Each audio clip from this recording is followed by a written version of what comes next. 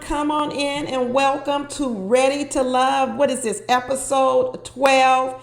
This is Ready to Love, episode 12, and my name is Deborah, and we're going to be doing the review and the recap, and I'm also going to get up my review recap of Put a Ring on It. So if you guys watch that also at the end of this video, I'll put a link up there, and you can click on it and watch that review. And I'm also starting a new series called There Ain't No Romance Without Finance. This is going to be more educational, y'all. I'm kind of trying to branch out a little bit. Not everybody will be interested, but if you are, I'm going to start putting those links at the end of my videos as well, because my series is going to be inspired by all these different shows. Because let me tell you, there ain't no romance without finance. So if you get a chance, check it out. But right now, let's move on to talk about Ready to Love, because let me tell you, we got a lot to talk about. This episode gave me a lot to talk about, y'all. You know how I can get long-winded. But first of all, we got Morgan on here spilling people's personal business about Natasha, talking about entanglements, talking about the fact that she and Tony had intimate discussions. But the part that got me with Morgan was calling Natasha a low-hanging fruit. Girl, why is Morgan putting herself above Natasha no matter what Natasha did? Because the way I looked at it is Natasha used Tony the Tiger, just for what he's made for. A one-night stand, a smash and grab, F-boy. And Morgan is over here trying to turn him into a husband, a whole husband and a daddy. Actually, Morgan, I have more respect for Natasha, because basically what she did was she ordered him up like room service, and you over here trying to turn him into a whole husband and a daddy of your children. And she's the low-hanging fruit. Morgan got it all wrong. Morgan over here trying to get a Tony into therapy, and she the one that needs therapy. Go figure. That's like the pot calling the kettle black. I mean, you trying to get somebody in therapy talking about they got a problem because he's Tony the Tiger. She trying to turn him into Tony the Cub, Tony the Tiger Cub, and she thinks she's gonna take him over here to counseling. Morgan needs counseling for even still being in this with Tony. It doesn't matter how many red flags she gets, she blows right by them. She blows right by them, but Tony's the one that needs counseling. Tony knows exactly who he is. He don't need counseling. He says, I know who I am, I know what I'm doing, and I'm fine with it. If you don't like it and you're not the one, but you still running up underneath me, then maybe you're the one that needs counseling. That's what I say. Maybe Morgan is the one that needs counseling, not trying to drag a Tony to counseling. Good Lord. Then you got Mark Anthony over here crying after Jeffrey, darn near about in tears, because Jeffrey finally tells him, you don't have enough money to take care of me and my 3 kids. And he down here darn near in tears. Come to find out he moved all the way to New York, didn't tell Mercedes, don't say yes on decision day. Mercedes, please, do not say yes on decision day. Somebody dropped down in my comments the other day, said Mercedes is all the way getting her pilot's license. So I guess she wasn't just talking, she's about it. So hopefully that means she's going to say no to Mark Anthony. Mercedes is a smart girl. I really hope she says no to him. But then also what else we got going on? We got, oh Lord, Cynthia. Y'all know Cynthia was my favorite throughout the whole series. She was my favorite. And I was giving her flowers every single week. But here we go with this little thing with Anthony. And you know what? She up here talking about, well, I still do have 2 connections with Andre. What? What you talking about, Cynthia? This man is up here rubbing on your corns. Let me tell you something. Anytime a man loves your flaws and he's rubbing on them and putting his hands on it, you need to marry him. Anytime a man is willing to kiss you in bed when you haven't even woken up and brushed your teeth yet, he's loving your stanky breath before you even brush your teeth, you need to marry him. He's over here rubbing on Cynthia's feet, and we saw them feet, and she's over here talking about, I still got a connection with Andre. I sure hope that was some gamemanship that Cynthia's doing, because you know what? Cynthia's a smart woman, and she knows that Andre needs his ego stroking, because if she hadn't stroked that ego, Andre would have sent her home. Andre would have sent her home just like he was trying to send Mercedes home when Mercedes put him in the friend zone. So I'm going to give Cynthia a little bit of slack and say the reason why she didn't go all in with Anthony on camera was because she didn't want Andre to boot her off before she got to the end, and she knew what she had to do to keep Andre in the game. That's what I'm gonna do. That is the benefit of the doubt. I'm going to give Cynthia. Because that's what you do. When you like somebody, like I like Cynthia, even though you see them do something wrong, you say, girl, I don't really like that. You give them the benefit of the doubt because they built up so much goodwill with you that you say, you know what, I didn't like this, but I'm going to give you the benefit of the doubt. I'm going to roll with you. I'm going to follow you. I'm going to let you be the leader, Cynthia. I'm going to follow you. But right now, I'm thinking, oh, I hope it was a game. I hope it was a game because I would have locked Anthony in. Don't let me be 15 years younger and not married. I'll be knocking on Anthony's door down there in Florida. Boom, boom, boom, boom, boom. I sure would. I'd be like, I take care of your daughter. I'll take care of your daughter while you doing 24-hour shifts down at the hospital making doctor's money. Please don't roll back the clock on me. I'm Anthony. Cynthia better lock it in. She better lock it in. And then we got Jeffrey over here on her sixth rejection. We got we got Jeffrey over here on her sixth rejection, y'all. Jeffrey has not got a referral since she's been on this show. She didn't get a referral from not one baby's daddy. She couldn't get a good referral from the second baby daddy. Remember, she had Meet the Homies. She couldn't get a referral from Mark Anthony's friend. She didn't get a referral from Andre's friend. Remember that? She couldn't get referrals. And now here we are meeting Andre's sister and niece, and she didn't get a referral from them either. Jeffrey is 0 for 6, and she's running around talking about, don't ask me why I can't get no referrals. Ask your brother why he's still running up after me. Well, I'm going to answer it. I'm going to answer it later on down in this video. I'm going to answer it for you why Andre is still running up around underneath Jeffrey, and so was Mark Anthony. And I don't know why Jeffrey hasn't figured it out, because she's 100% mommy, and she's the best thing any man could ever want for.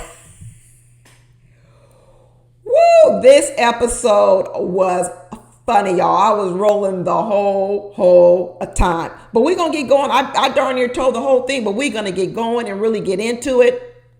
So let's talk about it. So we're going to talk about all these Meet the Family dates. We're going to go through them one by one. The first one being the first one being Tony and his sister Regina. And you could tell right away, Sister Regina did not come to play. Sister Regina did not come to play. I know when Morgan walked in, she probably thought, first of all, wow, Morgan is beautiful, because that's what anyone think. Morgan is tall. She got those long legs. She's beautiful. So first of all, she's thinking, okay, I see how this woman caught my brother's eye, because she knows her brother. Because Tony over here talking about she could be the one. And Regina started laughing, saying, Tony, I have known you your whole life. They all the one. She's like, boy, don't play with me. I've known you your whole life. And this is the same thing you say about all of them. They all the one. He's no, for real, Regina. She really could be the one. What? The one, the craziest of them all? The one that's going to run to the pack to be the craziest of them all? Okay, Tony. Regina's like, okay, let me meet her. And then Morgan sits down, and I guess she's trying to sound intelligent to the sister and making the sister think she's really serious. She's not going to be no fly-by-night, a woman. And she said, I really do want to invest in this relationship with Tony, but I think that we need to get us some counseling because he needs to improve his communication. And Tony the tiger needs to become a Tony the cub, and he needs to tone it down. Morgan got a whole lot of advice from Tony, and we're not saying that Tony doesn't need some counseling, some advice, but Morgan, girl, the fact that you were still here wrestling with Tony the tiger and trying to make him your project and trying to improve him tells me that you also need to be in counseling, and you also need some coaching, whatever you want to call it. And that sister called it right. She said, why are you here talking about counseling and you not even in a relationship one-on-one? You just sat here and said this man was with another woman.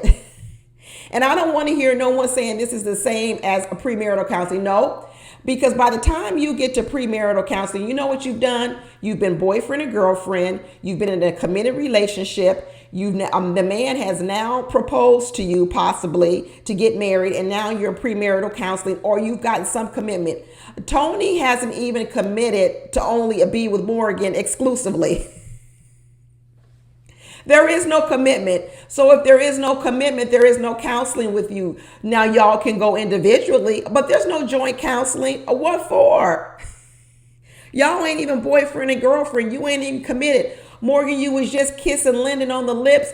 What was it, last episode? So you kissing another man on the lips, but you going to counseling with another man? This is so ridiculous, people. She sounded ridiculous, but yet she's calling Natasha low-hanging fruit. Girl, if Natasha is low-hanging fruit, you all the way on the ground. You the fruit laying on the ground. He ain't even got to reach up to get to you. At least he had to reach up to get to Natasha. You on the ground already. All he's got to do is bend down and pick you up. This is ridiculous, people. Ridiculous. Regina was right. Regina said, well, he says, do you like her, Regina? She says, I like her, but that don't mean she's for you. I don't have any problems against the woman. She says, but that doesn't necessarily mean that she's for you. And Regina kept it right there and kept on eating her food. She's like, if I'm going to get a free meal out of this, I'm going to keep on eating. Did Regina even stop eating? Regina was like, I'll come if there's free drinks and a free meal. And then I'll come. And then I'll look at her and be like, girl, you crazy. But Morgan was wrong to put Natasha's business out there because you know what? None of us would have ever known about this in the real public. Sure, I believe that everybody knew about it in the cast because even when Tony talked about it in the deliberation room later on with Tommy, you could see that the other men had already known what went on with Tony and Natasha. It was already known in the group. And even Tommy, at one point, I think he became uncomfortable talking about this on camera, talking about what another woman did sexually with another man. And that woman wasn't here to tell her own story. He at one point even had to cut the conversation off. I'm sure those producers cut that scene and said, oh, wait a minute. We're not going down this road. Let's stop it. And actually, Morgan should have never brought it up. And the fact that she brought it up, trying to put Natasha down, even made her look even worse, honestly. It really did make her look worse, which means Morgan doesn't see herself. Just like we said all season long, Morgan sees things in other people, but she doesn't see it in herself. She calls Blake a cancer and malignant, but she doesn't realize that she's cancer and she's malignant. She calls Natasha low-hanging fruit, but girl, you all the way on the ground, and all people got to do is bend down and pick you up. Okay. And then you got all these other heat for other people. Tony needs counseling, but you don't need counseling. It's just wild how she's really good at seeing things in other people, but she doesn't see the areas in which she needs to work on.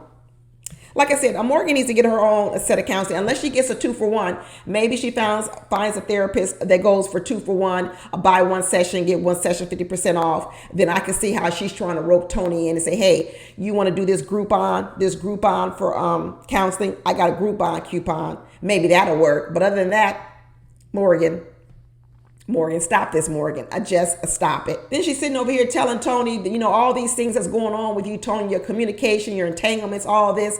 I'm not, this is not becoming of a man. This is not what I want in a man. What kind of man? Not only a man, I thought he was a Bible thumping man. I'm telling you, I don't know what Bible that Tony is reading because none of this is in the Bible. Well, maybe it is. Maybe it is. But Morgan over here, I tell you, she's telling him, you know what? It's a yellow light. It's not a red light. What she told him was, it's not a green light. It's a yellow light. Girl, it should be a full-on red light. It should be sirens. It should be buzzers. You should hear sirens, buzzers, stop signs flashing, everything. A construction man holding up a sign, waving your car down. It should be all those things for you, Morgan. And the fact that it isn't all those things for you right now, that's what tells me you actually need a counseling and therapy and coaching yourself. That's what that tells me. And then Tony tries to turn it around and say, well, you know what? At least I told you. At least I told you so you didn't have to hear it from somewhere else. You know what, Tony? You don't get no points for that. You don't get any points for that at all. I can't believe he's trying to turn that into something to be positive and good. She was going to hear about it anyway because everybody already knew about it. So you didn't do anything for the benefit of Morgan. You did it because it was going to come out anyway because it was already known, because somebody blabbed and told already, and you just tried to get ahead of the situation. You don't get no cool points for that, Tony. None at all. But he does get a little bit of cool points for telling Morgan she going to need to stop it going down that road of talking bad about Natasha. At least he tried to cut it off the head and say, hey, you're not going to talk about her like that. You're not going to disparage her like that. And then Morgan got mad and said, what, you taking up for her now? Morgan, you mad at the wrong stuff. You are mad at the wrong things. Now you're mad because Tony was standing up for a woman's virtue, or whatever you want to call it, reputation or whatever else. That's what you mad about now. So when he does try to stand up and do the right thing, that's what you get mad about. But when he's doing the wrong thing over here, you just calling the yellow light and you want to go to counseling. What is going on with your moral compass? What is going on with your moral compass, Morgan? Tony seems to think they got it all worked out. Tony's like, we got it all worked out, when he was talking to Tommy at the end. And Tommy was like, you sure you got it worked out? Because we know when things ain't worked out with Morgan, you going to get the nair. You going to get the nair. I think he going to get more than nair. I think Morgan is setting Tony up for the big dramatic ending. Just like she said when she gave that man nair. One of the things Morgan said when she gave that man the nair in the hair, she said she wanted a dramatic exit. She said she already knew she was going to exit. She planned it. She looked it up. She figured what she couldn't go to jail over. She Googled it. She did all that. I'm telling you, Morgan is setting Tony up for the big dump at the end at this thing. This is what I'm a bank on. I'm a bank on that Morgan is not going to say yes to Tony at the end, that she's setting him up for the big takedown at the end, and she wants a big dramatic exit. Morgan likes drama, just like she wanted to have the drama with Blake, just like she had the drama with the nair and the man's hair. I'm going to say that Morgan is setting up the end of this episode, not to say yes to Tony, that she's setting Tony up for the big takedown, and she wants it to be dramatic, and she wants to have a big speech at the end. I'm going to give her credit. I'm going to say that she's not blind. She's not naive. The wool isn't being pulled over her head. I'm going to say all that. I'm going to give Morgan credit that this is all part of a big plot. And when it comes time at the end, Morgan is going to come out with some big drama statement to tell Tony, ain't no way I'm going to be with you. And she going to come up with some real good words. That's what I'm going to say, people. That's what I'm going to go with on my prediction for the end. I could be wrong, but that's what I'm going to go with right now, because I really don't see how any woman could be really seriously trying to change a Tony the Tiger into a father and a daddy and a husband. That just sounds ridiculous. And now we're going to move on to this scene with Mark Anthony and Jeffrey. When Jeffrey comes over and finally dumps Mark Anthony and finally tells Mark Anthony, listen, this is it, buddy. This is the end of the road. Thank you so much for lusting after me. Thank you so much for sniffing behind me. Thank you so much for everything you did to keep voting for me to stay on this show. But ain't no way I'm going to go with you, the medical lab tech with no kids. I already said you don't want to date a woman with kids. You ain't got enough money for me and my 3 kids. Ain't no way I'm going to choose you. I used you all along just so you would vote for me. And I've always known that I would go for Andre because Andre has a good job. He makes money. Even if it ain't all this Forbes money, he makes more money than you. And this is who I'm going to go with. I'm going to go with, what we going to call him? Light Feather. Is Andre a part Native American? Is that why he wears that feather in his hair? Is he a part Caribbean, a part Native American, where the Jerry curl is a dedication to his Caribbean side and the feather is a dedication to his Native American side? Is he a biracial?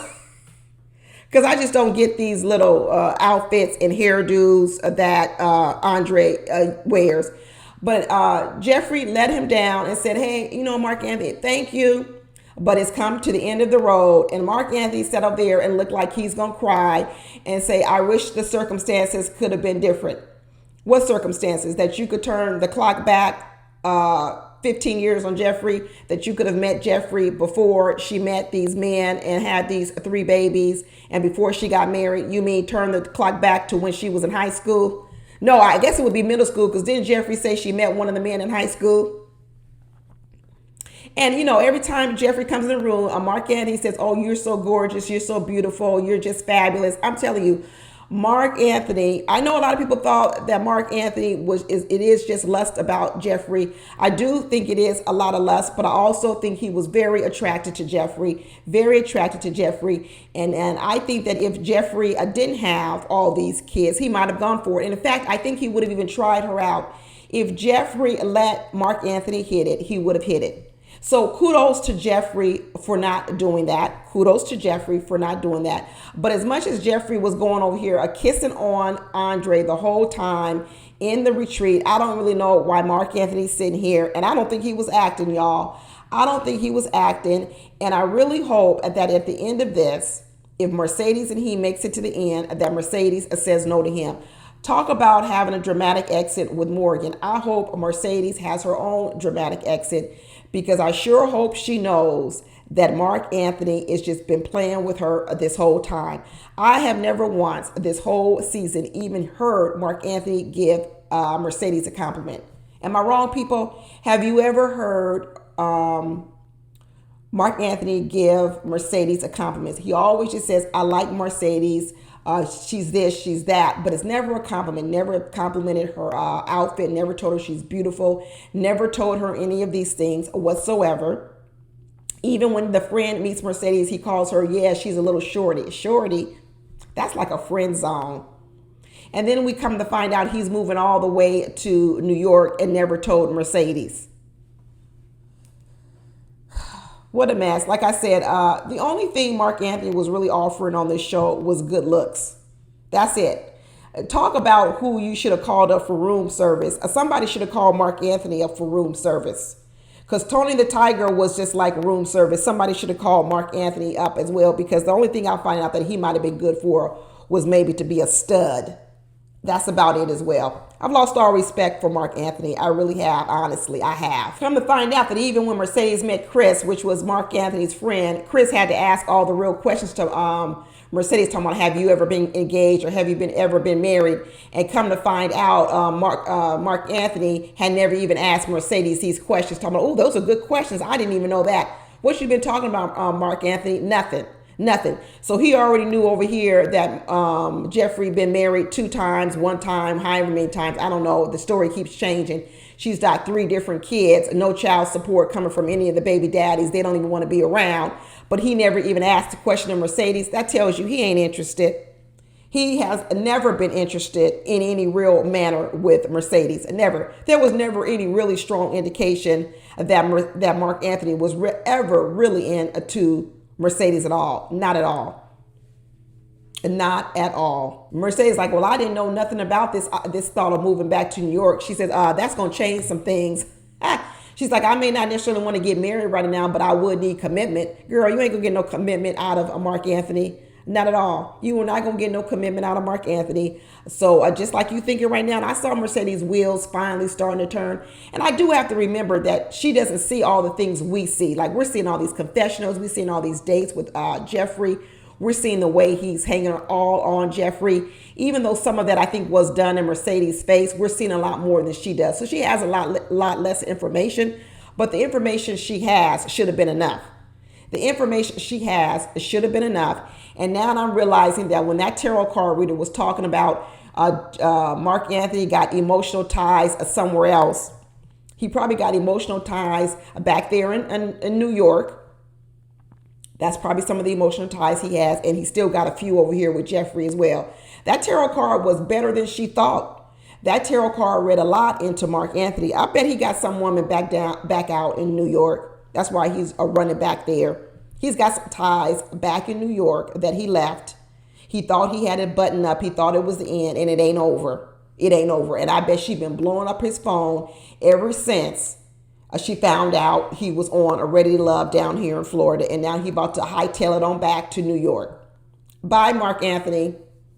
Bye. Maybe you can get a buddy pass for Mercedes. Mercedes, don't give him no buddy pass. Don't let him use you for no buddy pass back to New York. You know how people be doing flight attendants when they find out you're a flight attendant. Girl, can you give me a buddy pass? Mercedes, you better not get Mark Anthony no buddy pass.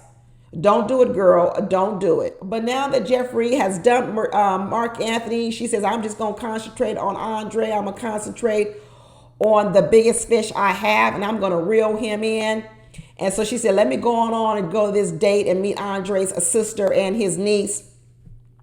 And let me put on my church dress, my choir dress, my deaconess dress. I said, who is this woman walking in? Who is this woman walking in with a whole comforter on? I said, is this a choir robe? Is this a choir robe? Who is this woman? Even Cynthia had to clown her in the confessional, saying Jeffrey walked in from head all the way down to her toes. She acted like she was about to get baptized. She was fully covered. We have never seen a Jeffrey fully covered like that. But I know she had them stretch pants on underneath that dress, because she ain't going to go nowhere without her stretch pants. Them stretch pants, yoga pants, are her comfort zone. And I bet she had on a pair underneath that dress, just so she could feel like her normal self, even though she knew she had to put this thing on the top of her. But I'm telling you, Jeffrey knows how to manipulate a situation. She knows how to put it out. I did not know that Cynthia had as much disdain for Jeffrey as she did. And some of it came out in this episode. Cynthia came back with some good little words. And let me say, Cynthia has been keeping it together this whole season, not saying much about Jeffrey. She has taken the high road, because remember, Cynthia also was the one that had the connection with Blake. So I knew she had an opinion of Jeffrey, but she never expressed it. She never said anything negative about Jeffrey. But let me tell you, in this scene where she walked in to that date to meet the sister and the niece, Cynthia said in her confessional, good Lord, who is this woman walking in? We ain't never met her before. The many faces of Jeffrey. Now, if y'all don't know what manipulation looks like, and if you don't think Jeffrey is a manipulator, and this didn't prove it to you, I don't know what to say to you. I really don't know what type of evidence you need. But that sister was hard on, she was really hard on both of them. She was hard on Jeffrey, and she was hard on Cynthia. But the one thing they both saw was, besides the kid situation, which she didn't want for Andre at all, she didn't want any woman that had kids. The thing that she honed in on Jeffrey was, not only does she not have kids, but you know what? She's fake, phony, a liar. She definitely ain't the one. She really did not like Jeffrey. And like I said, now here we are at the 6th rejection, a non-referral for Jeffrey. Jeffrey can't get anybody to recommend her, not a one. And then she said on that show, and when that sister said, what do you bring to the table? And what did Jeffrey tell her? Jeffrey said, I'm everything every man would want, but yet no man wants her. No man is closing the deal. So I'm thinking, okay, well, if you what every man would want, we got one baby daddy who said no to you, a second baby daddy man that said no to you. We got the male friend of Andre, that's another man that said no to you. We got the male friend of Mark Anthony who said no to you. Okay, that's the 4th man that has said no to you. But of course, she's every man's dream. Every man would want her. You know that game you used to play? You would say statements and then you would go in the bed at the end.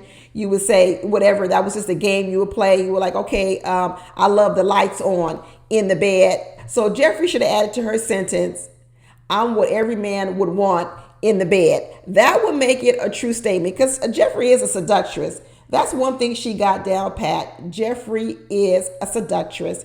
And even when she walked in, that sister said about Jeffrey, oh my goodness, you are gorgeous. You are so beautiful. That is the first thing that the woman said to Jeffrey when she walked into the room. But once she sat down and said she was 32 with 3 kids and no baby daddy that's around and no child support coming with her, that sister was like, well, looks ain't enough. You ain't good enough for my brother.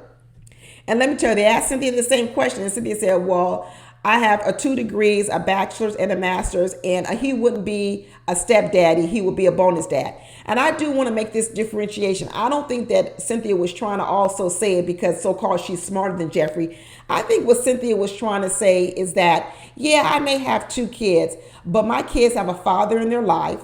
A father, no matter how much he acted kind of a fool on camera with Cynthia when he met Anthony and Andre, no matter how much of a fool he acted, he is a father that shows up not only for me when I need him, he's a father that shows up for his kids. He is a father that pays child support, because I know Cynthia wouldn't have brought him if he wasn't paying no child support. So if you are with me as a woman with 2 kids, at least there's a couple of things you get with me. You get a check coming in every month paying for these kids. Plus, I make a good money that I also can pay for my kids as well. Second, what you get is you get a father in my child's life to be a mentor to my children, to be a father, to be there for my children, to support them, to do things for my children. When you come with Jeffrey, you got a lot of work. It is a lot you taking on. You're not only taking on Jeffrey, who probably can't pay her own bills. You're breaking on Jeffrey, 3 kids with no child support and no support by any other father in their lives. That's a lot. So what Cynthia was doing was Cynthia was like, no, I ain't the same. Don't be trying to put me in the same bucket as Jeffrey. Don't be trying to put me in the same bucket as Jeffrey. This is probably going to be one of the first videos when I do no finance without romance. And be sure to check out my video once I do drop it, because I'm going to be talking about these sorts of things, and I'm going to put some numbers behind it, because a lot of these things, decisions we make in romance and finance, we need to not just think emotionally. We need to think logically with numbers. And y'all know I'm an engineer and I know how to crunch some numbers. So I'm going to teach some people how to crunch some numbers on things. So you just not out here choosing people based on your emotions, and not just with your little, and men, not just with your little head, but with your big head. And same thing with women, that you not just choosing men based on your emotions, but you also are thinking with your head. But that's what my little series is going to be about. No romance without finance. That's what I'm going to talk about. But Jeffrey with her little snapback. Remember I told you one of the things that Jeffrey does with her little snapback all the time is when you pin her in the corner, or you say something about her that she doesn't like, that's negative. What Jeffrey does is she turns it back on you. She flips it. She doesn't actually answer the question. What she does is she flips it on you. Is what she did to Blake, is what she did to Sue-Ann, is what she did to DeMario. When people question her on things she says, she does, or who she is, Jeffrey comes out, snaps back, and fights and defends, and she throws it back on you. So when this sister said, you're a liability, what do you bring to the table? What was Jeffrey's snapback in her confessional? You don't need to be coming over here asking me what I bring to the table. What you need to be asking yourself is, why is your brother sitting here with me, the woman with 3 kids? Why does he see me as the wife? That's what Jeffrey does. That's how Jeffrey fights. And to be honest with you, a lot of us could learn from the way that Jeffrey fights, because a lot of people will accuse you of things, and sometimes the spotlight does need to be turned back on them. But the problem with Jeffrey is she always turns the spotlight on everyone. There needs to be a balance. One is, you do need to take accountability for who you are, the mistakes you've made, the things about your life that are not really good, your flaws. But then the other part of it is, you also need to tell people, don't always be so quick to point out my flaws. And Jeffrey has really a one-trick game. She's good at always attacking other people and saying, don't look at me, look at yourself. That's what she's really good at.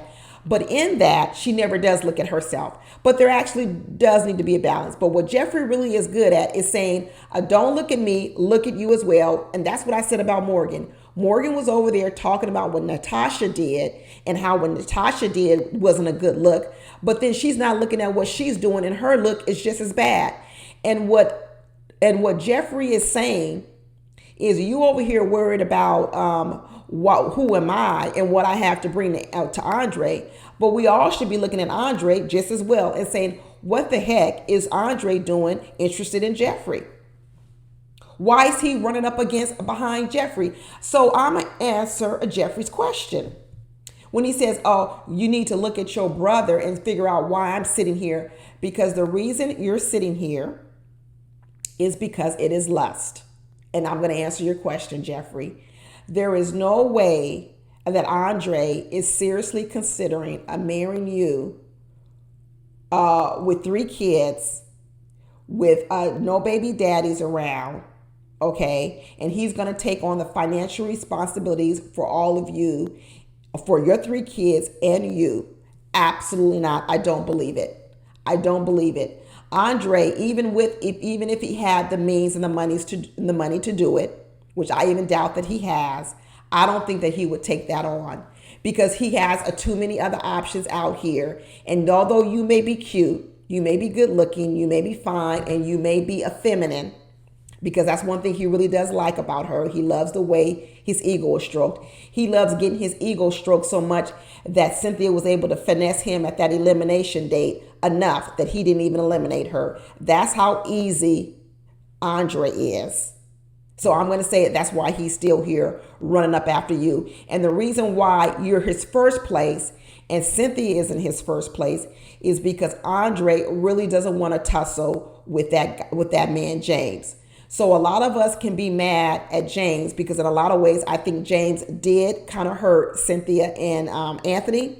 One thing that James did was he drove away and he shooed away the riffraff, and that was Andre. That was Andre.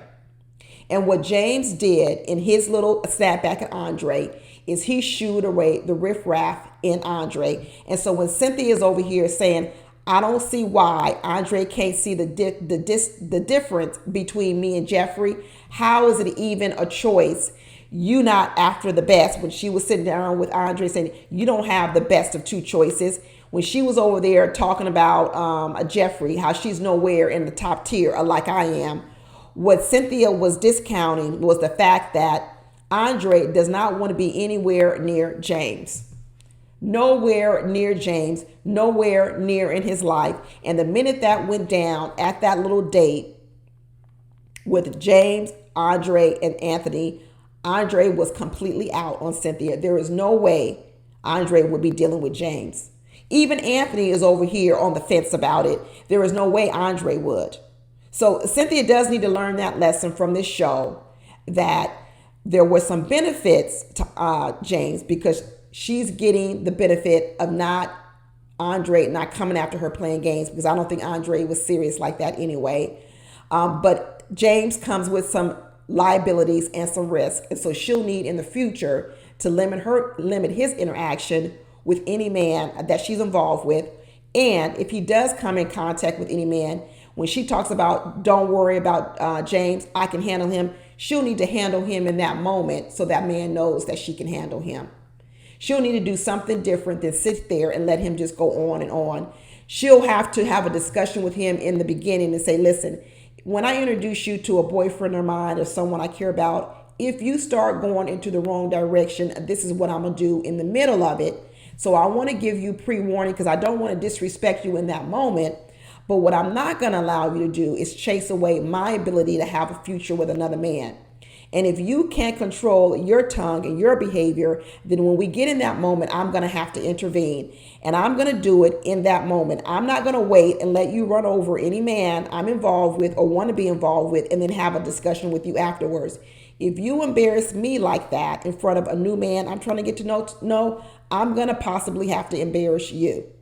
Because I'm not going to let you, I'm not going to let a man know that you could be a threat in my future relationship. I'm going to have to show the man I'm interested in that I can handle you, as she says, and that I know how to handle this situation with dignity and grace. I'm not going to be ghetto. I'm not going to be loud. I'm not going to get rough and tough. But I'm going to have this discussion with you, James, now, so that if that moment ever comes, you know exactly what's going down. Because I can't, you're a liability to me, you're a risk to me. And although there's some wonderful things about you, you love your kids, you take care of your kids, I can't allow you to keep thwarting my future. I'm trying to move on, and you have the possibility of holding me back. Cynthia will have to have that discussion because that absolutely happened with Andre and Anthony in that moment. And she should have done something different in that moment because now it's all coming back to bite her. Especially with Anthony, it's coming back to bite her, and it also bit her in the butt with Andre. But she knew what to do to Andre. She knew what to do. Lay it on thick. Talk about how much she cares about him. I'm not going to say she was lying because I think Cynthia is not a liar like that. I think she was sincere. But what I am going to say, and this is going to be my prediction, that she did what she needed to do to stay on the show. She stroked the ego the way she needed to stroke the ego in order to stay on the show, and she did what she needed to do. But you know what? She should have given Anthony a little bit more confirmation, I believe, on that date with the roses. Because let me tell you, what got me with Anthony was when he rubbed them feet of Cynthia's.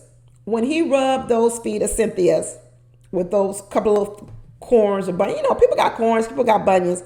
When he was willing to do that, I said, that's more important than these roses. I said, now that's a man that can love a woman through her flaws, through her love handles, through her cellulite, through her corns, through her bad breath, maybe in the morning when they wake up before maybe she's even brushed her teeth. I said, you know what? He can cook. He can clean. I mean, Anthony's resume is getting long and wide. He got a nice house. It was decorated really nicely. He knows how to cook. He knows how to clean. Now he knows how to give foot massages, and he's not afraid of corns or bunions or onions or none of that. You got to be kidding me. I would have locked Anthony down so fast. I don't know what Cynthia was talking about, but I would have locked in on that deal so fast. That's why I'm saying I'm going to give her credit that this was all gamemanship with Tony. And then after the cameras were cut and they was privately talking, Cynthia went over there and told Anthony, boy, don't be worried about what I said on camera. I just said that because I just don't want Andre to kick me off. I did what I had to do, but you're the one I want. You are the one I want. Just like she told us before, they had a little discussion off camera before that they weren't going to kiss anyone until they were the one. Remember, she said that. I hope this is another side agreement with Cynthia and Anthony. I really hope it's a side agreement. I really do. I hope she was smart enough to clean that stuff up off camera. I really do. But that's it, y'all. That's my review recap. I said a lot this time. Be sure to drop down in the comments. Don't forget to like and subscribe to my videos, and I will talk to you later. Bye.